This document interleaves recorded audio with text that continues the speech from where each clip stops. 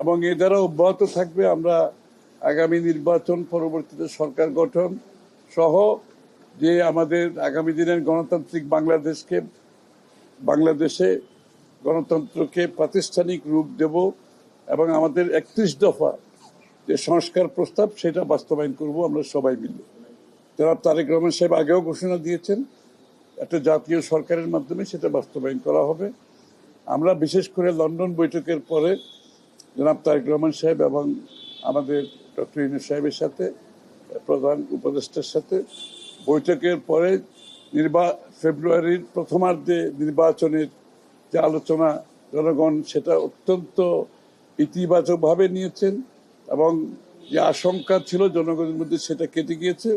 সমস্ত জাতি এখন নির্বাচনী টানেলে প্রবেশ করেছে।